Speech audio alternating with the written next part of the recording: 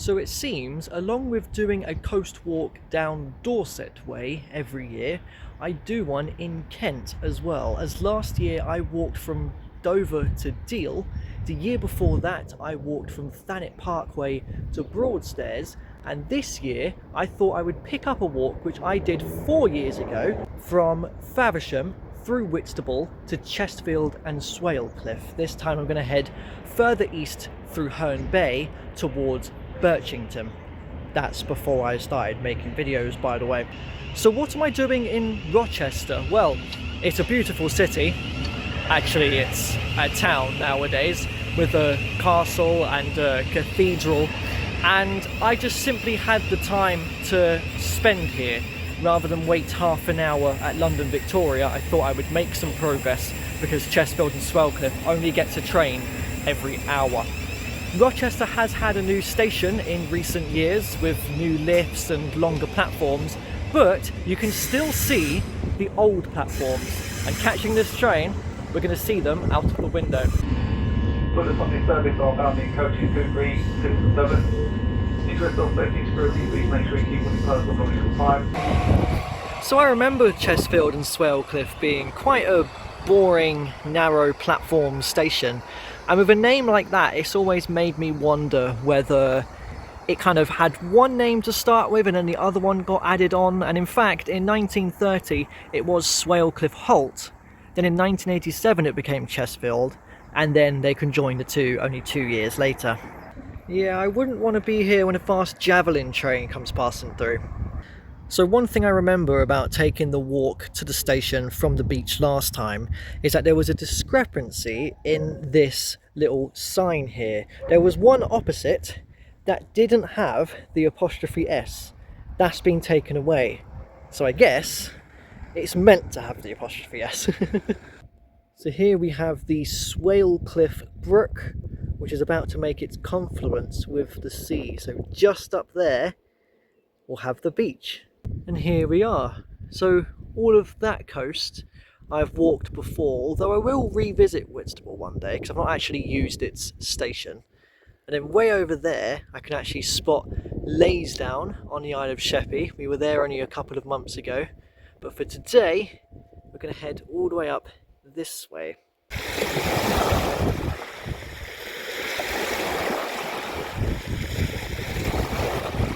Now I was going to say it hasn't taken too long to reach another brook making its confluence with the sea, but actually it was further up than I thought it was going to be.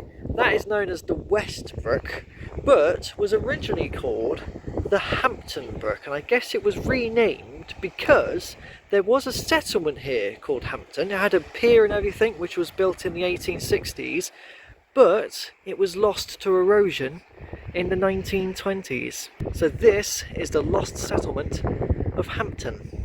Seems they've put in effort to stop further erosion though. There's seawalls and groins and there's a bunch of rocks down here, so hopefully the houses which do remain here won't suffer the same fate. So this looks like it could be a survivor, the Hampton Inn, which is kind of on its own little island surrounded by roads.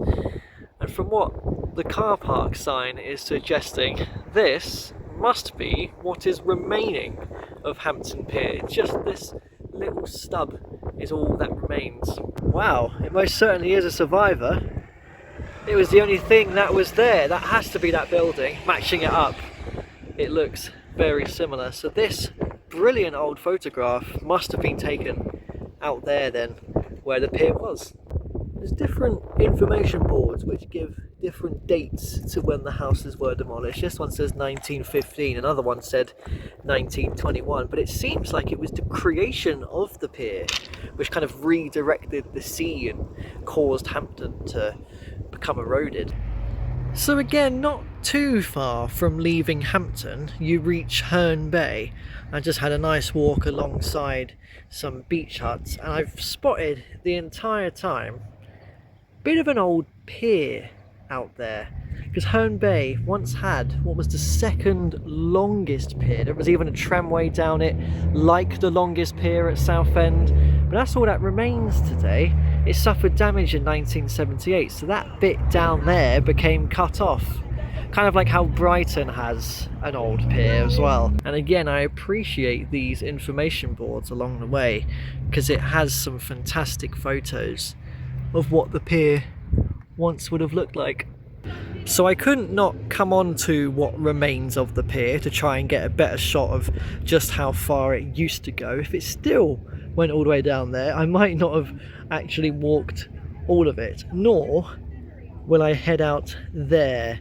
Although I would like to climb that little structure, that is quite the walk from shore, so I'll bypass that and we'll walk by the clock tower. I can see on the horizon a castle, so the walk will become much more rural once we leave Herne Bay. The pier is actually much nicer than I thought it was going to be, considering it's quite small nowadays. There's some huts along it which have been turned into stores, which are quite nice. And this would be a fun day out for the kids. There's arcades lining the esplanade. I'm doing that again. It just gets let down a little bit by the old tower block. Now, when I walked through Whitstable 4 years ago, I was quite excited to discover that place because I'd seen it come up on a list of like fun places to visit by the sea, and I was a little bit let down because I thought it would be kind of very arcadey and like a classic seaside day out, but it more just seemed to be like a fishing harbour. Maybe you kind of miss most of the town part if you just stick to the coast, but I do remember seeing a little castle. It does have a castle of its own, and to be fair, I would quite like to revisit it one day, which we will do. I'll make sure to do that. So this is a pretty brilliant story of someone called Amy Johnson. I've just found this plaque outside of Herne Bay Pier. In May 1930, she took off from Croydon Airport and beat the world solo record for a flight to Australia. It took her 19 days. We were in Hounslow Heath recently, where the first ever flight to Australia took off from, and I was wondering why this plaque was here, because it says that she's from Hull. But she had crashed her plane off of the coast here at Herne Bay, and her body and the plane has never been recovered, which is pretty remarkable to think that somewhere out there, the wreckage has never been found. Well, we love a good clock tower, and Herne Bay's is quite impressive here. It dates from 1837, and that makes it one of the world's oldest freestanding clock towers, which is pretty cool. I've just spotted a Wetherspoons across the road, which is rather appropriately called the Saxon Shore, considering this part of the coast is known as the Saxon Shore Way. Just beside the clock tower, you have another pub here, like the Hampton Inn, which is just sitting by itself, the Diver's Arms. Because of the cliff faces up that way as you leave Herne Bay, I'm not actually sure if I'll be able to be on the beach at that stage, so I thought I'll take the opportunity now, and you may have seen this enough times if you've seen other videos, it's bound to happen. The socks and shoes will come off at some point and I will go in the sea. But we're not in a heat wave right now. It's not as nice and warm as it was in Lymington only a couple of weeks ago, so this might be very, very cold. Let's give it a try. That's okay. That's not too bad. And there's not strong waves around here, so I don't really have much of a worry of it splashing up on me. Now, I've been stood in the sea for a good 5 minutes, because it's just actually really nice. I've gotten used to it, and it's really quite refreshing. Oh, do you mind seaweed?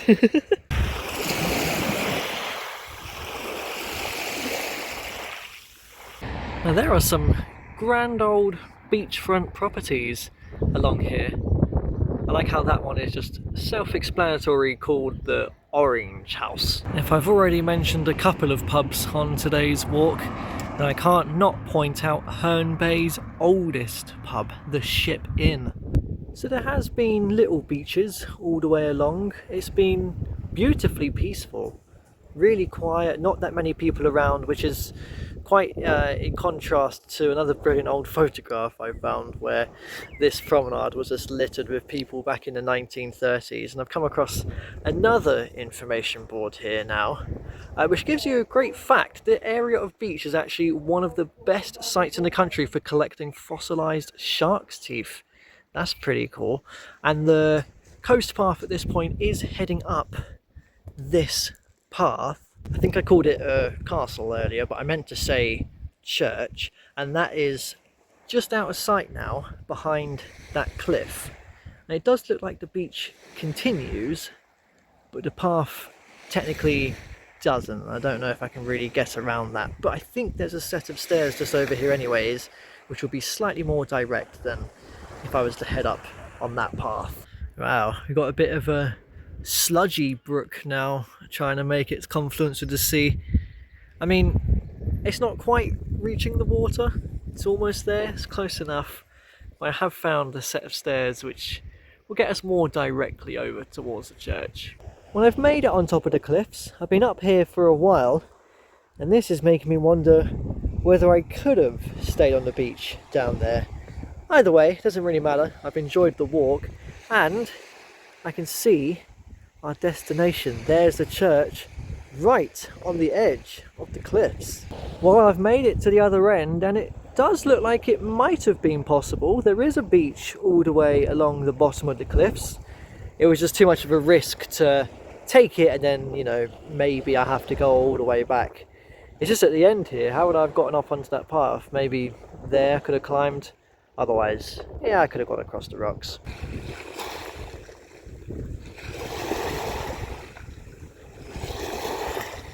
And there it is, the remains of St. Mary's Church. We spotted it 3 miles away at Herne Bay. I finally made it here, and I'm surprised just how close to the water it actually is. It worries me that the land here might one day be lost to the sea, and we will lose this incredible ruin. So the church here would have sat in the middle of what was once a Roman fort, built to defend the coast here from the Saxons. Therefore, it's kind of ironic that the coast path here nowadays is the Saxon Shore Way. The church's towers date from a rebuild in the 12th century, although most of the church then became a ruin in the 19th century after, similarly to Hampton, the town of Reculver here was lost to the sea. It's pretty cool to see the outline of the Roman fort and how most of it today would be underwater. Of course, it wasn't back then. There it is. Seems like the Roman name for it would have been Regolbium, something like that, which I guess has sort of evolved into the name of Reculver. It is really quite something special to get to explore these ruins right beside the sea, and in just such an isolated location as well. I mean, it's been 3 miles since Herne Bay, and there's nothing up there either. Not until I reach Birchington on Sea, which is another good, well, at least 4 miles away. This is genuinely an incredible spot. This is the highlight of the walk. The only downside is that it's quite windy on top of the cliff. But at least the sun came out whilst I'm up here. It's glorious. Oh wow, so I was going to talk about this in a moment, because I know that there is a river Wonsum, and I was wondering if it was just down there somewhere by that green fence. Perhaps it's making its confluence with the sea, because back in the day it was part of the Wonsum Channel. This was an ideal location for the Roman fort, because it basically helped to protect the Isle of Thanet, and that is what the channel did. It made Thanet essentially an island, and I always kind of wondered why it had that name. I'm surprised just how wide the channel actually was, because now, I mean, it's all just fields and marshland really where it was. So is this perhaps all that remains of the Wonsum Channel nowadays?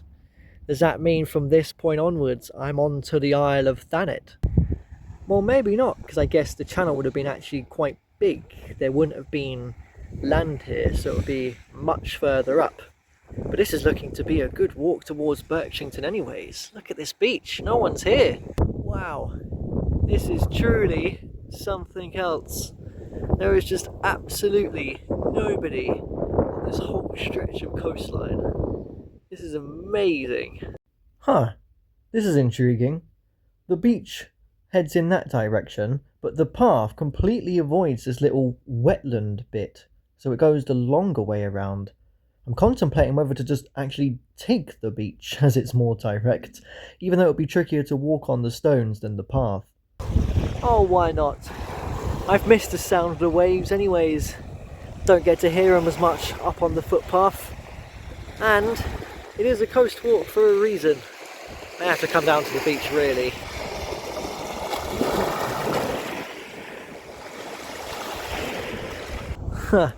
I've kind of reached a point where I couldn't even get back onto the path if I wanted to.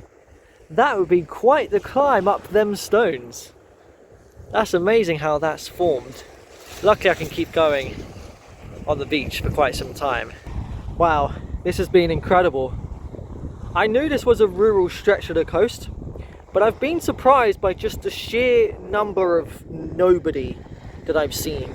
I'm surprised I've been alone for such a long stretch of the beach. But civilization awaits. Birchington is near.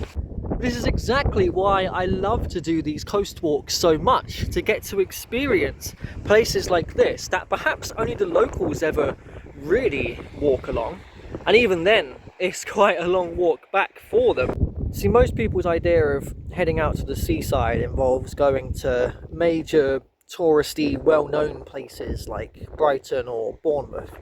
So getting to come somewhere like this is really quite exciting for me. And Birchington itself, I think, is very much just a normal suburb that just so happens to be by the beach. The walk is ending in Birchington only really because the distance between that station and Herne Bay is so long that if I was to continue further, the walk would just be too long. So this is going to leave gaps in the Kent coast which I've not walked before. So I will absolutely come back another time to fill in those gaps and do a walk from Deal to Thanet and one from Broadstairs to here at Birchington. It's interesting to see the sheer difference between this beach completely being filled with seaweed and then this one is just pure sand. The Kent coast is a pretty affordable day trip from London, just over £20 for my return train ticket today, and why wouldn't I want to come out and visit places like this? I'm surprised how sandy Birchington is. I want to walk as much of the Kent coast as possible. So it seems from here the beach might have come to an end as the water starts to lap up right up against the shore. So it won't be too much longer up there until I have to come away and find the station. I thought there were dumbbells down there for a minute. I thought, who's going down there to lift some weight? I guess the reason why Birchington is not really a seaside destination is because the water can come all the way up against the land. There's only that little bit of beach because the tide is out. It's strange to see so much seaweed down there. Quite uncanny, really.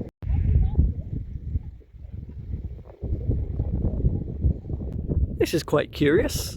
There's loads of little inlets on the cliff faces here. They almost look like temples made out of chalk, and there's so many of them as you go all the way along. But as the path starts to curve around that way, this might be our last sighting of St Mary's Church all the way back there now. I guess that little structure in the sea has to be the old Herne Bay pier as well. Wow, I have come a long way today. The sea is quite clear along here as well, probably because of all the chalk. I mean, we've seen enough chalk streams to know that's how it works. Look at all the people out there fishing, by the way. They are dedicated, despite the tide being out. Well, this has been a beautiful final section of the coast walk beneath the cliffs. I guess all of that part of the coast will have to wait for next time as I head up here to find the station. And here we are. I've managed to find the station, Birchington on Sea, even though it opened as just Birchington in 1863, the on-sea bit came 15 years later, maybe as a way to try and promote train travel to the sea, because the village here to this day is still just known as Birchington.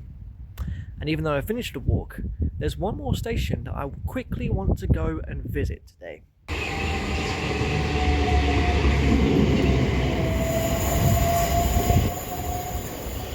And that station is Margate, because number one, it's the same price for my train ticket here as it was to Birchington. Number two, there's better food options here. I'm hungry after walking all day. And number three, I don't have a station sign photo of Margate, so I needed one to add it to the collection. And this is a rather special station for me, because apparently my first ever train trip was from London Victoria to Margate. So London Victoria and Margate are stations 1 and 2, and now we're 990 deep. I definitely needed a photo of this station.